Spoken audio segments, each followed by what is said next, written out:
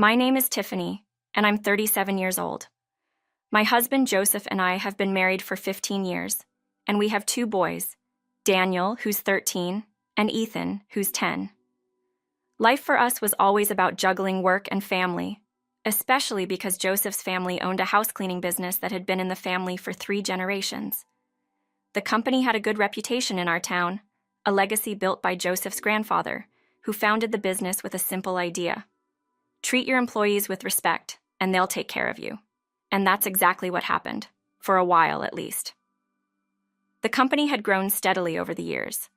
Joseph's grandfather eventually retired, leaving the business to Joseph's father. The transition seemed natural, and under Joseph's father's leadership, the company maintained its reputation. But everything changed 2 years after Joseph and I got married. Joseph's father passed away unexpectedly, leaving the company in the hands of Joseph's mother, Kimmy, and his sister, Donna. That's when things began to unravel, although we didn't fully realize it at the time. Joseph technically became the president of the company after his father's death, but in reality, he didn't have much control. Kimmy and Donna were the ones making all the major decisions. Joseph's title was more for show than anything else, which bothered him, though he rarely complained about it. He felt a deep sense of loyalty to his family and wanted to continue his father and grandfather's legacy, even if he wasn't the one running things. At first, things were stable enough. The employees who had worked for the company for years were loyal and hardworking, a testament to the way Joseph's father and grandfather had treated them. They knew how to handle any situation, and that stability allowed the business to keep going, despite Kimmy and Donna's questionable leadership decisions. But over time, cracks started to show. Joseph always believed that the company's success was due to the dedication of its employees. He constantly said, "The company runs because of the people who work here." However, Kimmy and Donna didn't see it that way. They treated the employees more like disposable tools than valued members of a team.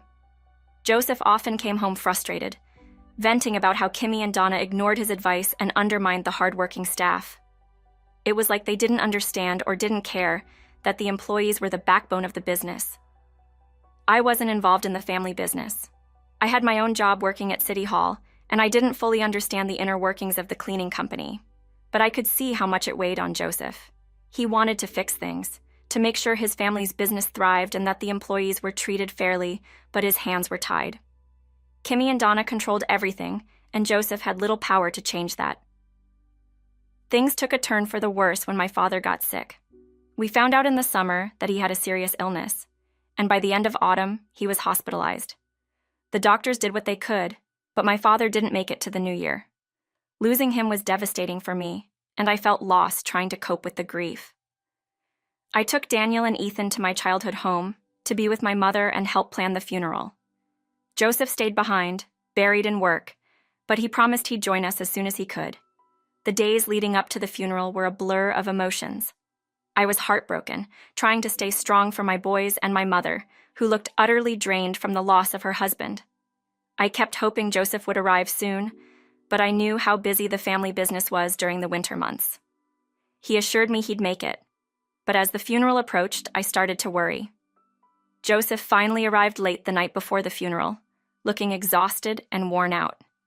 He had come straight from work, still in his cleaning uniform. The moment he walked through the door, he apologized for being late. "I'm sorry, Tiffany. I wanted to be here earlier, but things were crazy at work." "It's okay," I said, though my heart ached. "I'm just glad you made it."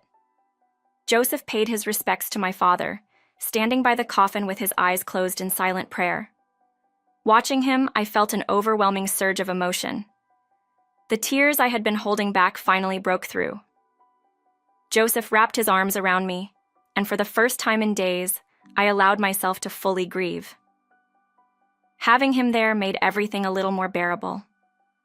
The funeral was difficult, but Joseph's presence helped calm the boys. They were understandably anxious. It was their first experience with death, but Joseph's calm demeanor gave them some reassurance. My mother, though still visibly heartbroken, managed to hold on throughout the service. We got through it together, and for a moment, I thought the worst was behind us. But something gnawed at me. Neither Kimmy nor Donna had shown up for the funeral, not even to offer their condolences. I told myself they were probably swamped with work. It was the busy season after all. But deep down, I couldn't shake the feeling that it was more than that. Still, I didn't say anything. Joseph was already frustrated with them, and I didn't want to add to his stress. 3 days after the funeral, Joseph had to return to work. The busy season wasn't over yet, and there were cleaning jobs that couldn't be postponed. "Give my regards to Kimmy and Donna," I said as he left, "and tell them I understand if they couldn't make it to the funeral." Joseph's expression darkened. "I'll let them know, but they could have at least called." I didn't argue. I knew he was right, but I didn't want to stir up any more tension. After Joseph left, I stayed with my mother and the boys for a few more days before heading back home. When we returned, I thought it would be polite to stop by the family business and thank them for letting Joseph attend the funeral despite the busy season. I brought a cake as a gesture of gratitude, hoping it would be a nice way to smooth things over. But when I arrived at the office, something felt off. The place was a mess. Papers were scattered across the desks, and empty takeout containers were piled up in the trash. My eyes landed on a sleeping bag in the corner. It was a familiar one, our sleeping bag. My heart sank. What was going on here? Just then, Joseph stumbled out of the bathroom, looking utterly exhausted. His hair was a tangled mess, and he moved like he hadn't slept in days. "Tiffany," he said, surprised to see me. "You're back. How's your mom doing?" She's okay," I replied, still trying to process the scene before me. "But what happened here? Why is there a sleeping bag?" Joseph sighed heavily and slumped into a chair. "It's a long story." I waited, sensing there was more to this than just the busy season. Joseph rubbed his eyes and leaned forward, his voice tired but tinged with frustration.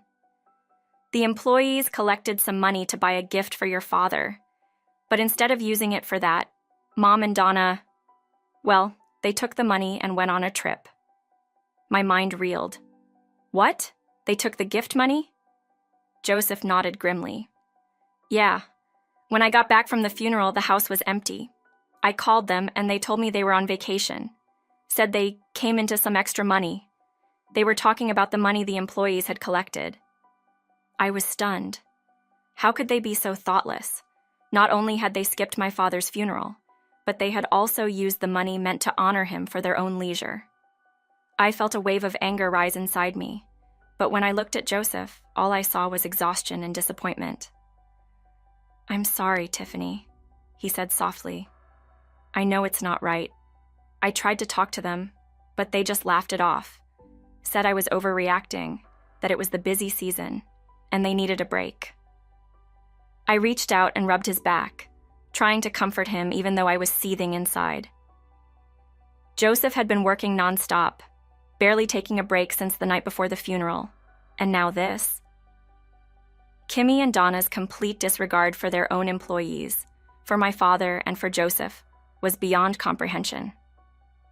The next day, Kimmy and Donna returned from their trip as if nothing had happened.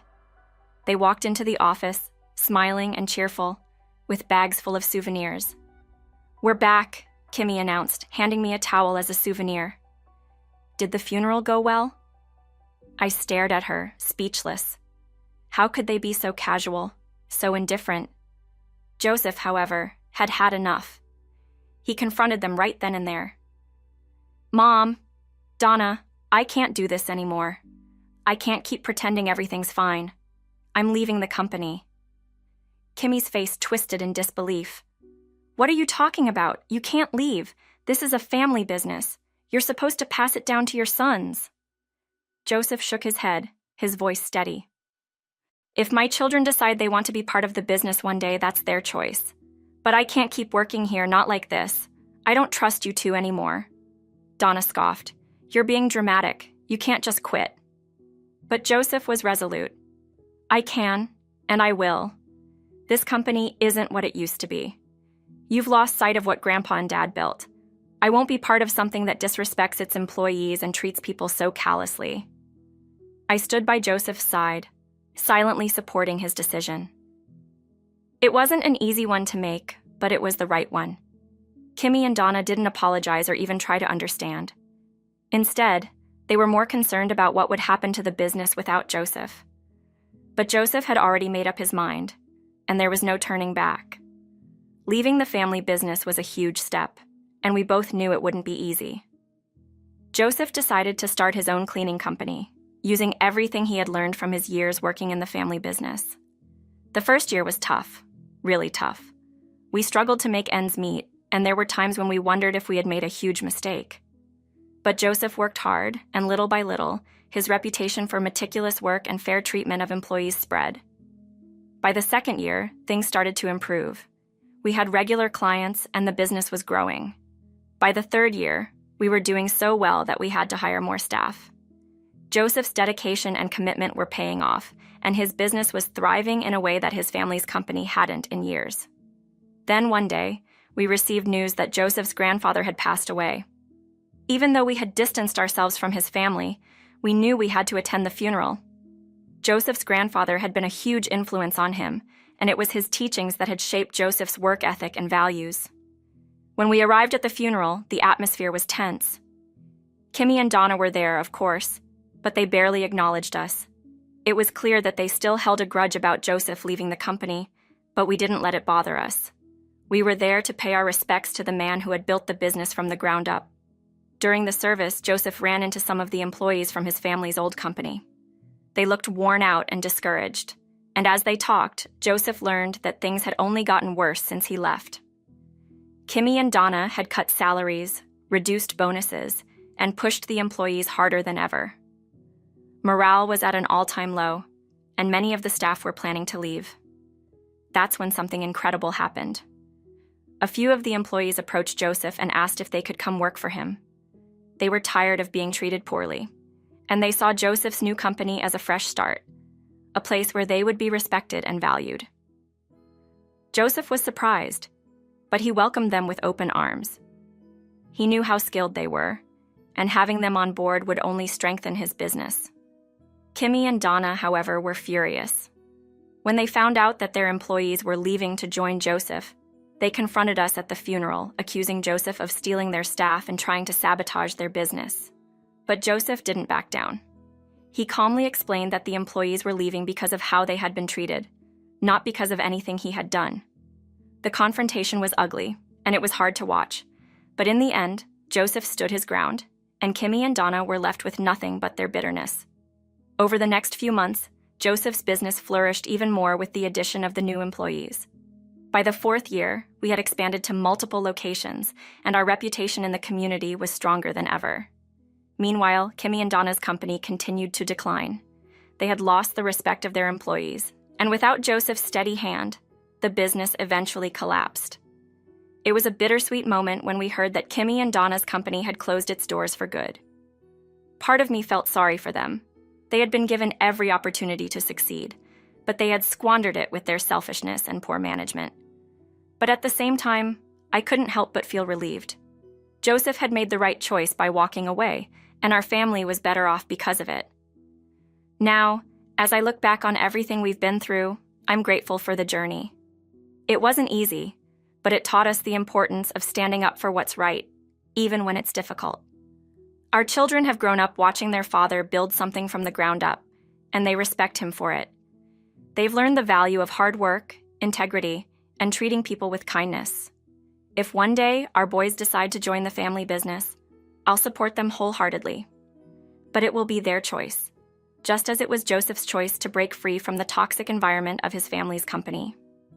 We've built something we're proud of, Zarinia, and that's what matters most. Joseph's business continues to grow, and as we plan for the future, we're excited about what lies ahead. We've come a long way from those difficult early days, and now we're stronger than ever. Through it all, we've learned that sometimes walking away from the past is the only way to create a better future.